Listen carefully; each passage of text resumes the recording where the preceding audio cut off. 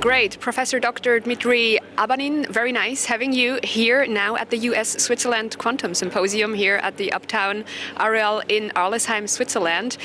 You're coming from the University of Geneva and you also have a collaboration working with Google. Can you maybe share with us a little bit more what exactly brought you to this specific event? Hello, so it's great to be here. This is a very nice event, so which brought together a lot of people working in particular towards making useful quantum computers, and that's been also subject of our research. So it's actually here I see a lot of colleagues with whom we even have collaboration mostly from US and Switzerland. So it's really been a great couple of days. Are you coming from the theoretical physics field or from the experimental use cases field of physics? So I'm a theorist, so a lot of the work we do is theoretical, but it's all very interconnected, so we also work directly on the experiments and there is a lot of back and forth. So from theory we get inspiration for which problems might be interesting to study on quantum processors, and vice versa, the experiments pose new challenges for us. What are you working with specifically with Google? I think you maybe do some research for them as you're coming from the theoretical field of physics? Yes, so we are working mostly on the quantum processors, and we are designing interesting experiments to do on those processors which already exist today, and they're already at the stage where we can learn. It is of course an ongoing process, they're getting improved every few months.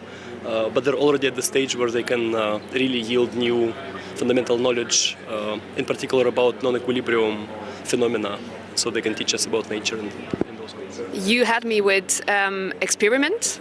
What kind of interesting experiments are you working on at the moment? Can you give us an example? Yes, so in particular one challenge in this field of quantum computing is finding ways of preparing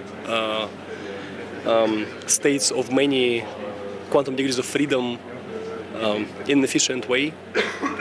So because the states are very intricate, but that also means that they're very susceptible to external perturbations, to noise, external influences. And so we've been designing new ways of preparing this intricate, so-called entangled states of matter. I heard that there are different kind of qubits. I also learned a lot about spin qubits within the last couple of days. What do you think will be the solution to stabilize qubits and to make them stable towards noise and to be the perfect quantum information keeper? Well, I think there are indeed, as you said, there are several very different physical platforms that are being explored. So spin qubits are very active here in Basel, and there is a National Center of Competence in Switzerland dedicated to that. Google works with superconducting qubits, and also at ETH there is an effort on a similar platform. And then in a very different direction you have systems based on atoms, so that we also heard about in this conference. And I think all of this develop in parallel, right? And it remains to be seen which one, and hopefully more than one, would eventually really lead to very large quantum processors which would be able to routinely solve useful problems. I think we're still at the stage of exploration and research. When I hear about the word Google in combination with quantum computing, I automatically think about AI.